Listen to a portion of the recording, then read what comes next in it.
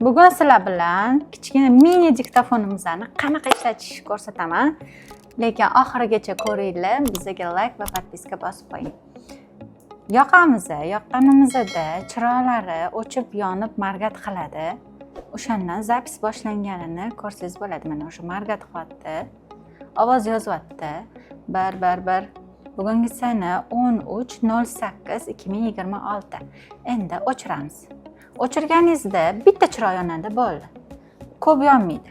Shundan ham bilib olsangiz bo'ladi. On off'i bor, lekin bu o'chib ketishi mumkin. O'zingiz uchun eslab qoling. Mana shu zaryadka qo'yadigan tomonda tursa, ochiq bo'ladi. Bu yoq tomonga sursangiz, yoniq bo'ladi. Eng asosiysi buni ishlatishda to'g'ri foydalansangiz uzoq vaqtga yetadi. O'chirib zaryadkaga qo'yiladi, keyin telefonga tiqib eshitayotganingizda ham o'chuv holatda tiqishingiz kerak. Agar yoquv holatda zaryadkaga qo'ysangiz, bu tez buzilib qoladi. Yoquv holatda telefonga tiqsangiz ham xuddi shunaqa. Shuning uchun har doim o'chirish kerak. Endi buni ichidan nimalar chiqadi? Bitta zaryadchik chiqadi komplektida. Bunaqa Type-C chiqadi. O'zidan zaryadchik chiqadi. Keyin naushniga bo'ladi. Endi buni telefonga ulab eshitishni ko'ramiz. O'chuv holatda, juda ko'p qaytaraman, o'chuv holatda bo'lishi kerak. Endi telefon birinchi Samsung ulanishini ko'rsataman, keyin iPhone ni ko'rsataman. Mana shu ketma-ketlik bo'yicha ulab olasiz, oxirigacha tushganda o'zi chiq-chiq qaytib tushadi. Bu ham oxirigacha kirishi kerak. Endi mana Samsung telefonga taqib olasiz, buni tiqasiz. Keyingisi More faylga kirib olamiz. Keyingisi mana USB disk chiqdi. USBga kiramiz, rekordga kiramiz, ovozni eshitamiz. Ovoz yozyapti.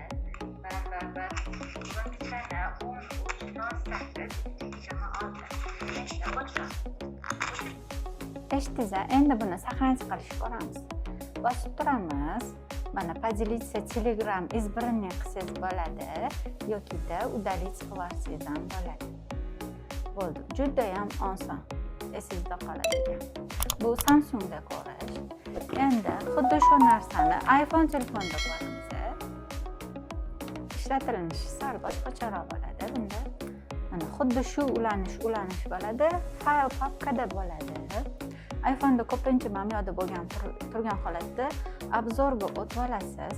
Obzorga o'tganingizdan keyin strelkani bosasiz. Shu yerda mana USB disk chiqdi. Endi shuni bosamiz. Rekordga kiramiz. Zapis bor edi. Zapis bo'lganda shu yerda turardi. Buni o'chirib tashlabman Samsungda. Bu yerda ham xuddi shunaqa, o'shani ustiga bosib tursangiz, сохранить или поделиться degan so'z chiqadi, или удалить degan so'z chiqadi. Shu yerda shunaqa bossangiz bo'ladi. Ishlatilishi juda ham oson. Endi xuddi shu USB orqali mana bu zaryadchikiga qo'yib to'ldirsangiz bo'ladi. Bu eng kichkinasi, zaryadkasi 10 soatga yetadi. Zaryadkasi 20 minutda to'ladi shu turish holatda.